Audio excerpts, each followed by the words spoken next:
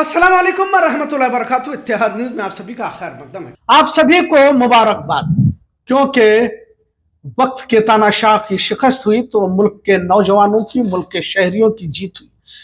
कहते थे कि मोदी हुकूमत में कभी इस्तीफे नहीं हुआ करते, लेकिन नौजवान जिसे मुल्क का भविष्य मुस्तकबिल कहा जाता है, जब जिद पे आ जाता है तो अच्छों को झुका देता है और यकीनन मोदी हुकूमत को घुटनों पर लाया गया। वजीर तालीम धर्मेंद्र प्रधान के इस्तीफे की मांग देश के नौजवानों ने की। वजह यह थी कि नीट के पेपर लीक हुए। दिन रात सुबह शाम पढ़ाई करने के बाद जब पेपर लीक हो जाते हैं तो उन तलबाओं को मालूम कि क्या कैफियत होती है। बहरहाल नीट पेपर लीक को लेकर 22 तलबाओं ने खुदकुशी की। कहा जाता है कि 150 के करीब पेपर लीक इन मोदी हुकूमत के 14 सालों में हुए। बढ़ती बेरोजगारी, महंगाई, देश में हिंदू मुस्लिम के आड़ में सत्ता पर बैठे रहना, राम मंदिर के नाम पर 1990 से लेकर देश का माहौल बिगाड़ते रहना और इसी तशद्दुद, तनाव और मईशत के बढ़ते मसलों के बीच एक नस्ल जवान हुई। खास करके 2014 के बाद तो माहौल और खराब हो गया।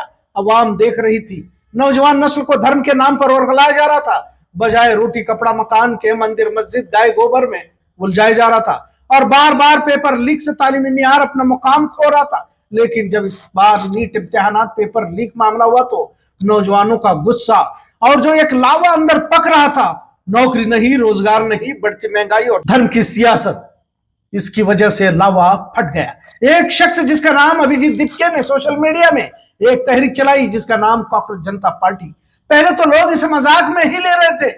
जिसे देश का मुस्तकबिल कहा जाता है, वो नौजवान नस्ल कहीं तो एक प्लेटफॉर्म तलाश रही थी। कॉकरोच जनता पार्टी को इस सियासी प्लेटफॉर्म बनकर नहीं आया था, बल्कि मई 2026 को जस्टिस जे सूर्यकांत ने फर्जी डिग्रियों के मामले की सुनवाई के दौरान देश के नौजवानों को लेकर यह कहा था कि बेरोजगार नौजवान सोशल मीडिया पर रहता है, कुछ एक्टिविस्ट बन जाते हैं, कुछ सोशल मीडिया पर वक्त जाया करते हैं, एक कॉकरोच की तरह रहते हैं जो कहीं से भी बाहर आकर सिस्टम पर हमला करते हैं और सवाल खड़े करते हैं। लिहाजा अमेरिका में पढ़ाई करने वाले और पहले आम आदमी पार्टी का हिस्सा रहे अभिजीत दीपके सोशल मीडिया के जरिए कॉकरोच लफ्ज को ही इस्तेमाल करते हुए कॉकरोच जनता पार्टी के नाम से तहरीक चलाई। लिहाजा नौजवानों को लगने लगा कि इनके दिल की आवाज है और नौजवान इकट्ठा होने लगे। कॉकरोच पार्टी देश के सिस्टम पर हमला करते हुए कैसे रिश्वतखोरी की दीमक ने देश को खोखला किया है, इस पर खुलकर राय रखने लगी। वही भाजपा जो देश में धर्म, हिंदू मुस्लिम, मंदिर मस्जिद का खेल चला रही थी, उसने कॉकरोच की तहरीक को साजिश करार देना शुरू किया। बहरहाल नीट पेपर लीक होने के बाद कॉकरोच जमीनी लड़ाई लड़ने के लिए जंतर मंतर पर एहतजाज करने लगी।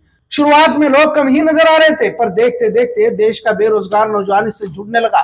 बहरहाल अक्सर लोगों को आज मालूम हुआ कि कैसे जब नौजवान ठान लेता है तो तानाशाह को भी कदमों पर झुका सकता है, पर इसके लिए आज़म की जरूरत होती है। न सिर्फ नौजवानों ने बल्कि लड़कियों ने भी Delhi police, rapid action force, CRPF की लाठियों को अपने जज्बे से तोड़कर रख दिया।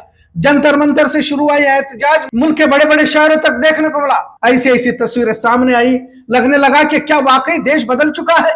कभी अंग्रेजों के खिलाफ सभी धर्म जात पात के लोगों ने मिलकर जंग आजादी लड़ी थी, एक और जंग लड़ी जा रही है। क्या सरों को फोड़ा गया, बेतहाशा लाठियां चलाई गई, कहीं जख्मी हुए, कहीं अस्पताल पहुंचे, लेकिन अपनी जगह से न हिलना यह उनका जज्बा ही था, उनका आज़्म मुसम्मम था, जिसने मोदी की तानाशाही को औकात दिखाई।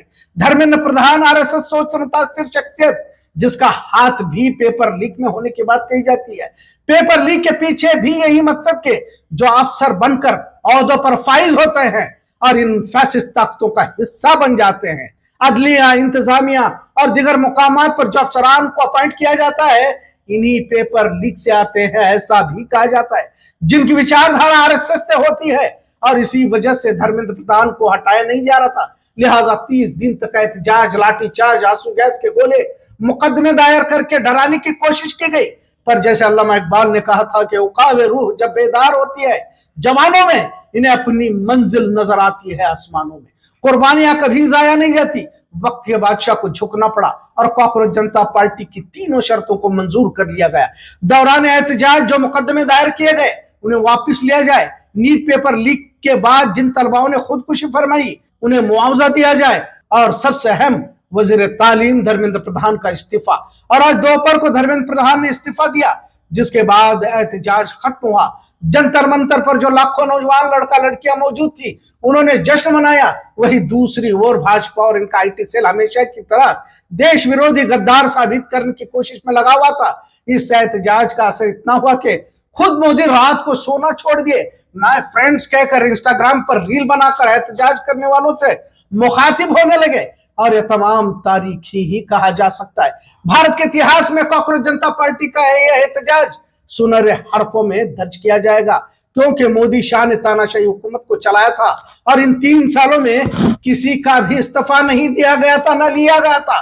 कई मांगे, कई एहतजाज हुए, लेकिन टस के मस नहीं अपने जिद पर अड़े रहे। अपने घमंड तकब्बुर में ये अपनी हुकूमत को चला रहे थे।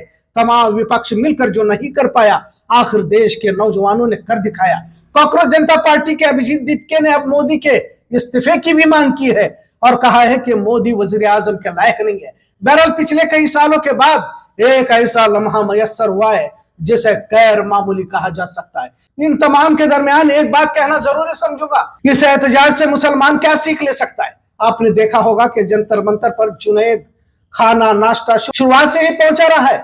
उस जगह पर दिन रात खिदमत अंजाम दे रहा था, लेकिन पुलिस उनके भी घर पहुंची, घर वालों को हिरासा करने लगी।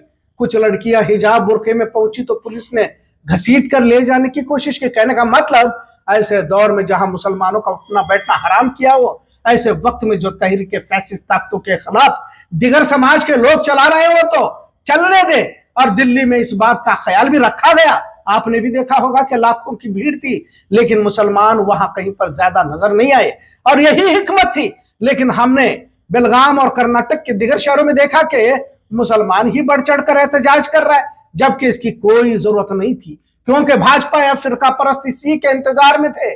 जंतर मंतर पर मुसलमान न होने की वजह से हिंदू मुस्लिम एंगल तलाशना इन्हें मुश्किल हो चुका था। खैर, आइंदा हिकमत को भी अख्तियार करने की जरूरत है, क्योंकि जो काम मुसलमान नहीं कर सकता था उसे अक्सरियत समाज के ही नौजवान नस्ल ने अंजाम दिया है। क्योंकि मुस्लिम समाज की फिलहाल कोई हैसियत नहीं है और हमारी कुछ गलतियों की वजह से ये हालात हमारे सामने आ चुके हैं। मुस्लिम नौजवानों को भी चाहिए कि किसी मकसद के तहत अपनी जिंदगी गुजारने की कोशिश करें, सिर्फ नारेबाजी जुलूस रैली तक ही महदूद न रहे, क्योंकि यह सिर्फ वक्ती होता है। विचारधारा हमेशा जिंदा रहती है। वैसे भी राम मंदिर चंदा चोरी के बाद राम मंदिर जैसे जज्बाती मामले में कितना संजीदा भाजपा या फिरका परस्त है, इसका इल्म पूरे देश के शहरियों को हो चुका है। बहरहाल धर्मेंद्र प्रधान का इस्तीफा तो हुआ है, लेकिन नया वजीर तालीम तो और भी खतरनाक है, ऐसा कहा जाता है, क्योंकि कर्नाटक के प्रहलाद जोशी को वजीर तालीम बनाने की इत्तला हासिल हुई है और इसके जहन में मुसलमानों को लेकर काफी जहर है। ये भी अलग से बोलने की जरूरत नहीं है। जो भी हो, लेकिन 56 इंच का सीना नौजवानों की आवाज से भी सिकुड़ सकता है, जिसका एहसास देश को हुआ है। और साथ में अंधभक्तों की भी कुछ हद तक आंखें खुली हुई होगी, यह समझा जा सकता है। इतना जरूर, आज का मौजू कैसा लगा इस पर जरूर कमेंट करें। इत्तेहाद देखने के लिए शुक्रिया। अल्लाह हाफिज।